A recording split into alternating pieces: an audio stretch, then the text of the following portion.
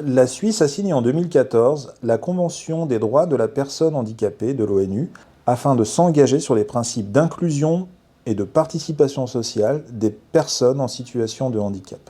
En novembre 2020, le canton de Genève a voté pour ouvrir le droit de vote aux élections cantonales et communales aux personnes en situation de déficience intellectuelle.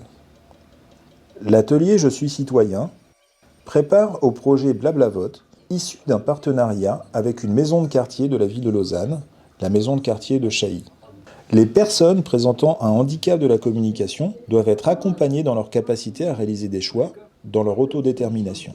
Ils profitent de l'organisation de supports visuels pour participer et pour comprendre les enjeux d'une discussion. Les participants du groupe apprennent également à prendre la parole en public et à écouter les autres.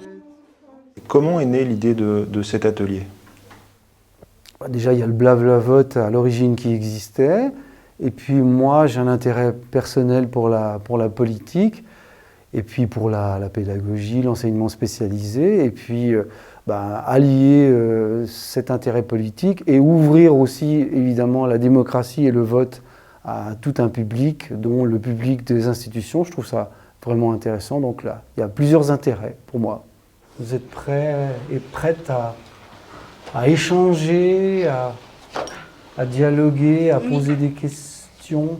Alors, qu'est-ce qui a fait que tu avais envie de participer à ce groupe ? Parce que je n'avais pas le droit de voter. Et puis maintenant, j'ai eu l'enveloppe de votation. Maintenant, je peux voter. Puis moi, tout ce qui est votation et tout ça, ça m'intéresse beaucoup. Si ça vous va, on fait comme d'habitude. On ne réagit pas pour le moment. On ne lance pas les débats. Par contre, je vous laisse 5-10 minutes pour noter les points que vous n'avez pas compris, les points sur lesquels vous voulez revenir. Et puis, on pourra aussi à un moment repasser cette vidéo. Par exemple, un programme de réinsertion professionnelle. Si tu souhaites que l'initiative soit acceptée, alors vote oui. Voilà. Mais je ne sais pas quoi répondre, en fait, comme question. Il y a trop d'informations. À partir de là, on peut déjà dire, il y a trop, mais alors, comment on fait pour comprendre quand il y a trop d'informations ? Ça, c'est vraiment une question essentielle. On est justement là pour ça. Pourquoi il y a une contre-initiative de la Confédération ? J'essaye au maximum que les idées, les questions émergent du groupe. Et puis je reformule régulièrement, j'essaye d'expliquer, de changer de mots. Enfin, c'est un exercice, c'est le fruit de pas mal d'expériences aussi. Et puis les explications, comme vous avez pu le remarquer, elles viennent aussi beaucoup du groupe. Le groupe aussi explique, questionne, donc c'est toute une dynamique des outils, une dynamique de l'expérience. D'accord ? Est-ce que tu aurais une autre question sur ce sujet-là? Je trouve qu'il faut remonter un peu les salaires. Parce que nous, on travaille un peu plus, les infirmiers travaillent un peu plus, à avoir plus d'argent sur leur fiche de paye. Ouais. Alors c'est important pour toi le salaire, mais tu as raison, c'est une des questions importantes de cette initiative.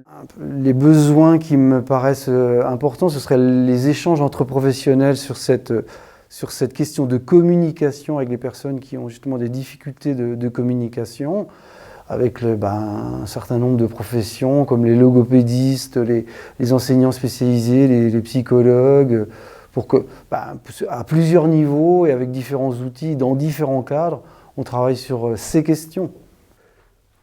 Moi, quand je vois vos différentes questions, vos différentes réflexions, ce que je vous propose, c'est qu'on explique cette initiative.